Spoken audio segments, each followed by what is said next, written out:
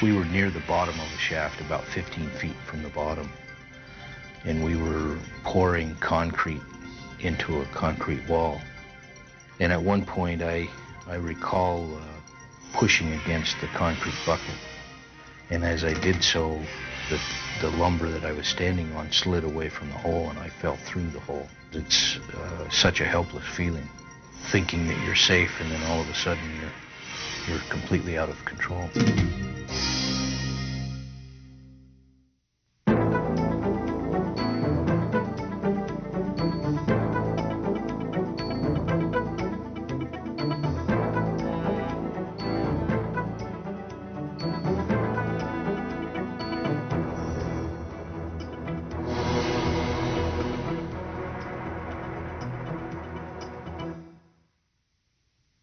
Since 1997, 32 miners have lost their lives in falls from elevated work areas. The third leading cause of fatalities at metal-non-metal mines for the past 3 years. Sadly, these tragedies could have been avoided. All of us who work in the mining industry need to be able to recognize and avoid the hazards that go with working at elevated locations. We also need to know how to properly use fall protection equipment to help prevent accidents. You place yourself at risk if you say, "It could never happen to me." The day of the accident, we were blowing the muck and broken up concrete down the hole. Louis Rogers was tied off. He had his body harness on and was tied off to a saddle block. And he had a 1-inch blowpipe, and he was blowing this debris into the hole or away from it, off the pad, existing pad that was there. He was tied on one side of the rib. He walked around to the other side of the hole and moved too quickly because of a low spot in the ground, and the saddle block stopped him right away. Of course, he started going right towards the hole. Ken, he was tied off, but he just released his hook, and Kenny reached for him, and they both went into the hole. The moment that he unhooked himself, and then Louis at that moment hitting the end of that saddle block, and then him reaching for him, just a split-second natural reflect or something, him reaching for him like that, which of course cost him his life. We were both very, very close as father and son, as also co-workers with the same company. Safety was always number one on his mind. Contact daily or every second day, no matter where we were. He would always discuss jobs with me, always discuss how to do it safely. His concern was for his employees. In Kenny's case, Kenny had an accident because he was trying to save one of his employees. The employee was tied off and was not in an unsafe situation, but Kenny didn't have the time to think about that. Personally, it's something you have to live with it, but you'll never get over it. It's not something that you can replace by any means. It will take you a little more than half a second to realize that you are accidentally falling. By this time, you've already fallen over 7 feet and reached a speed of 15 miles per hour. After another 1.3 seconds, you have fallen 65 feet and your speed's 44 miles per hour, a rate that usually results in death or serious injury upon impact.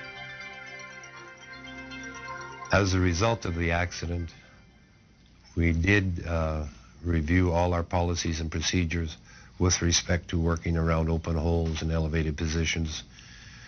We have updated those policies and procedures, looking for zero. MSHA regulations require the use of fall protection. A mining company should have a fall protection program designed to identify, manage, and control fall hazards. The fall protection program should be prepared by a qualified person and be site-specific. Develop policies and procedures for the protection of employees and supervision. Have a specific plan written, and explain to each member of the crew. You can't afford to have a member of your crew that is not aware of what the others are going to be doing. Where there's work to be done and there's a risk of falling, you need to carefully evaluate the potential hazards. Appropriate fall protection measures can be taken when the hazards are identified. Each task that you're going to perform should be analyzed prior to when you start, and the proper protective gear assigned to it with the proper training. It's important to inspect your personal safety equipment and your equipment that you're going to use in the daily activity. Identify the position that you're in, the height, and use the appropriate equipment to actually keep you from hurting yourself if there is a fall. Common types of fall protection systems at mines include fixed barriers, such as guardrails and handrails, surface opening protection, such as removable covers, surface protection, like non-slip flooring, travel restraint systems, and fall arrest systems. In construction, I think you'll see a lot of people with fall restraint. But in everyday mining, areas may be pressures around open holes, conveyors.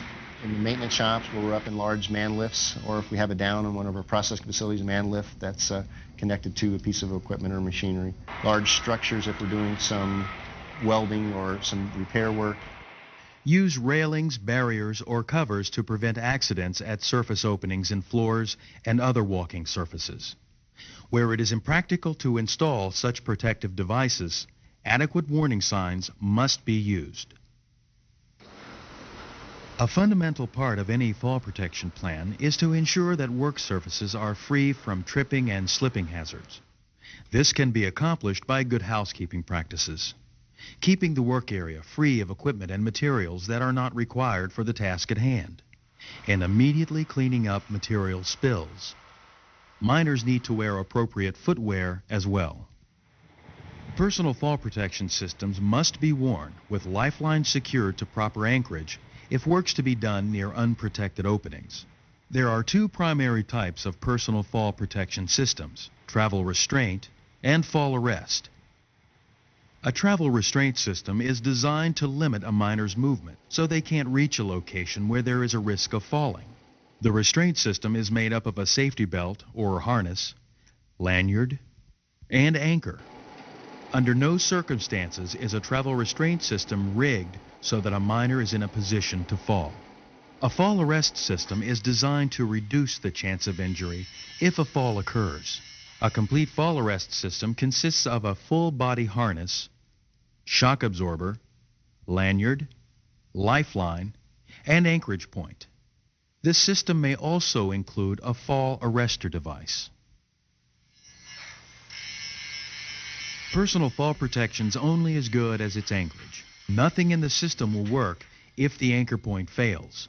That's one of the things that I think all mines and companies and employees have to work with is, the proper tie-off. People can wear them properly and can equip them properly, but, where exactly do you tie off, especially in those areas where you don't readily have a solid tie-off and you have to run static lines or other structures.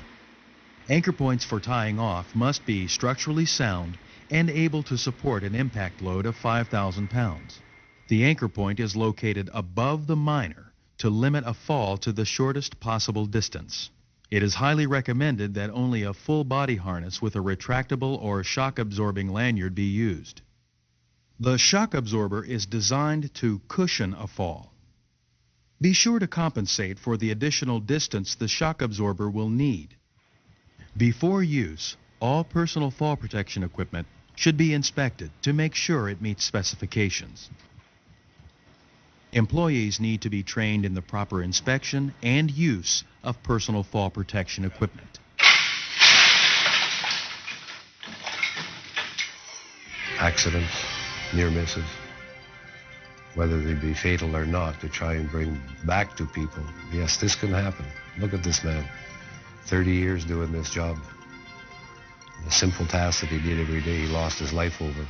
When we have a fatality, and generally a fatality, most of us are in a fairly small community of miners, and we know the people personally or intimately that are involved in the accident. And so there's a somber mood, there's a resolve to try to do things to avoid having a repetition of that type of accident. We should all be aiming for zero. It's attainable, and to attain this zero, it requires policies, procedures, compliance, training, and education. I recognize the benefit of zero tolerance, and I strongly endorse it.